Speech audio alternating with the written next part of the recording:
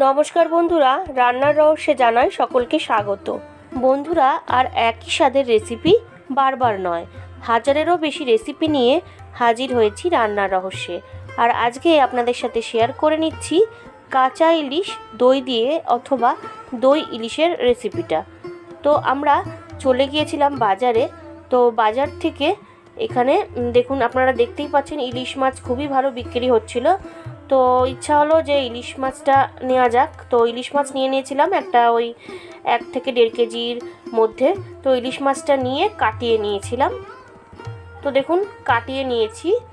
তো এবার চলে যাওয়া যাক রেসিপিতে। তো সম্পূর্ণ ইলিশ মাছ তো আমি করবো না, তার জন্য 4 পিস ডিমওয়ালা ইলিশ মাছ নিয়ে নিয়েছি বড় সাইজের দেখে। আর তার পাশাপাশি নিয়েছি দই, আর নিয়েছি এখানে হলুদ গুঁড়ো, 2 রকমের সর্ষে নিয়েছি, হলুদ সর্ষে কালো সর্ষে, পরিমাণটা পরে বলে দিচ্ছি। আর নিয়েছি কাঁচা লঙ্কা। আর এই মিক্সার জারের মধ্যে পোস্ত আছে। পোস্ত আমার অন্য একটা রান্নায় লেগেছিল, তাই জন্য বেশি করেই বাটা ছিল। তো এই পোস্তটা বাটা অবস্থাতেই আপনাদেরকে দেখিয়ে দিলাম। তো এইবার ইলিশ মাছে একটু লবণ আর হলুদ মাখিয়ে নেব। আর বন্ধুরা, এই দই ইলিশে কিন্তু আমি ভাজবো না, ইলিশ মাছটাকে আমি কাঁচাই করব, তাই জন্য লবণ হলুদ ভালো করে আগে মাখিয়ে নিচ্ছি। তো এবার একটা মশলা রেডি করে নেব। এই যে পোস্তটা বেটে রাখা আছে তার মধ্যে 1 টিস্পুন কালো সর্ষে, 1/2 টিস্পুন হলুদ সর্ষে দিয়ে দিয়েছি, আর কয়েকটা কাঁচা লঙ্কা দিয়ে দিলাম। দিয়ে এবার সামান্য একটু লবণ দিয়ে দিয়েছি, দিয়ে এটা পেস্ট করে নিচ্ছি। তো আমি কিন্তু মশলাটা পেস্ট করে নিয়েছি, আর পোস্তর পরিমাণটা একটু বেশি রেখেছিলাম, ওই 2 টেবিল স্পুনের কাছাকাছি। তো এইবার দইটাকে আমি ভালো করে ফেটিয়ে নিচ্ছি। এখানে 1/2 কাপের একটু বেশি দই নিয়েছি।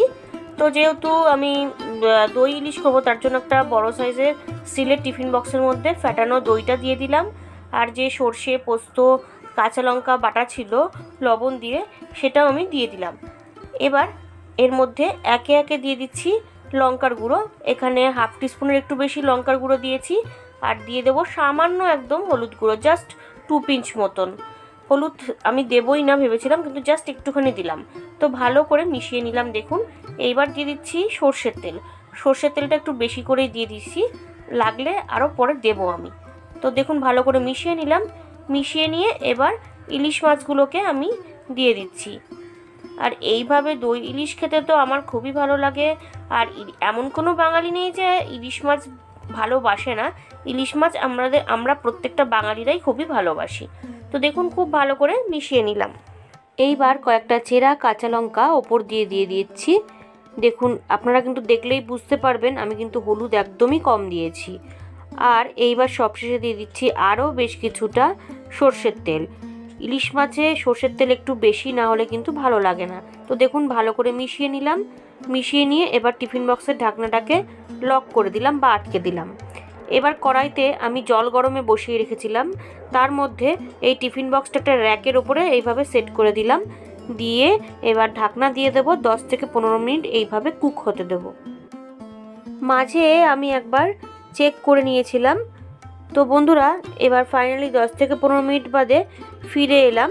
খুব গরম দেখেই বুঝতে পারছেন। তো ওভেনটাকে অফ করে দিয়ে এবার একটা স্পুনের সাহায্যে আমি ঢাকনাটাকে খুলে নিলাম। তো আপনারা দেখুন কতটা লোভনীয় হয়েছে দেখতে। আর মাছগুলো কিন্তু খুব সুন্দরভাবে কুক হয়ে গেছে। তো ফাইনালি বন্ধুরা, দই ইলিশ কিন্তু আমার একদম রেডি হয়ে গেছে। এইভাবে আপনারা বাড়িতে একবার ট্রাই করে দেখুন। আশা করি আপনাদের খুব ভালো লাগবে। গরম গরম ভাতের সাথে এরকম দই ইলিশ হলে কিন্তু আর কোনো কিচ্ছুই লাগবে না।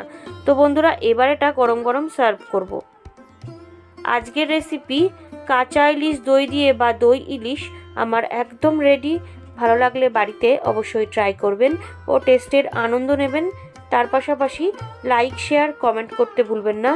আর নতুন বন্ধুরা যারা এখনও পর্যন্ত আমার চ্যানেলটিকে সাবস্ক্রাইব করেননি, তারা আরও ভালো ও নতুনত্ব রেসিপির জন্য রান্নার রহস্যকে অবশ্যই সাবস্ক্রাইব করবেন।